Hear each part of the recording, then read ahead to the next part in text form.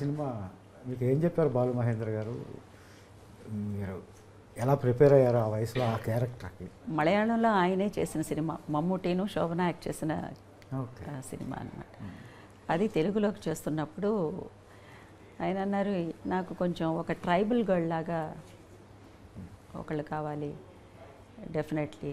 And always people like Balamahendra sir, Shaji and Karun, Madhu అంబట్కారు, వీళ్ళందరికీ వచ్చేసేసి dusky skin, they have lot of passion for dusky skin.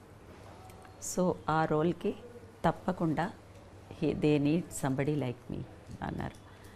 ఇక అందులో ఒక విషయం ఏంటంటే బ్లౌజ్ లేకుండా చేయడం అనేది ఆ రోజుల్లో అది ఆ బ్లౌజ్ లేకుండా ఉన్న సినిమా అంతా, కానీ సినిమా అంతా ఎక్కడా వల్గారిటీ లేదు.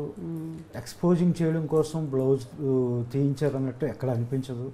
చాలా సహజంగా ఉంటుంది. అది చాలా పవిత్రంగా తీసుకెళ్లారు ఆ క్యారెక్టర్ని.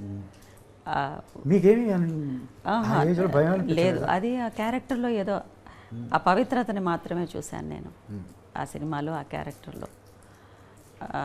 అది నేను బాగా అట్రాక్ట్ అయ్యాను ఆ క్యారెక్టర్కి.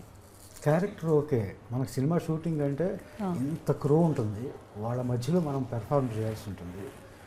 అప్పుడు మీరు డిస్కంఫర్ట్ ఏం ఫీల్ అవ్వలేదా? ఒక మంచి స్పిరిట్లో ఉన్న మనిషిని నేను. అప్పుడు కూడా చాలా చూస్ చేసుకుని ఒప్పుకుంటున్న టైం అన్నమాట, మూమెంట్ అది. నాకు ఏమీ అనిపించలేదు, ఆ రోల్ నేను చెయ్యాలి అనేది తప్ప నాకు ఇంకా వేరే ఏది నాకు నా మైండ్ని డైవర్ట్ చేయలేదు. అండ్ భయం కూడా వేయలేదు. భయం అస్సలు వేయలేదు.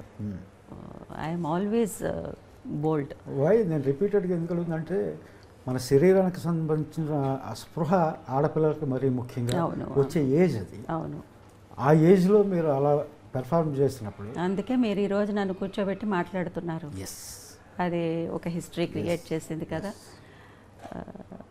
300-400 సినిమాలు యాక్ట్ చేసిన హీరోయిన్స్ ఉన్నారు, చాలా సీనియర్ ఆర్టిస్ట్ ఉన్నారు. But still I'm remembered. Only ఒక 30 సినిమాలు కూడా దాటలేదు నేను ఈ 25-30 ఇయర్స్లో.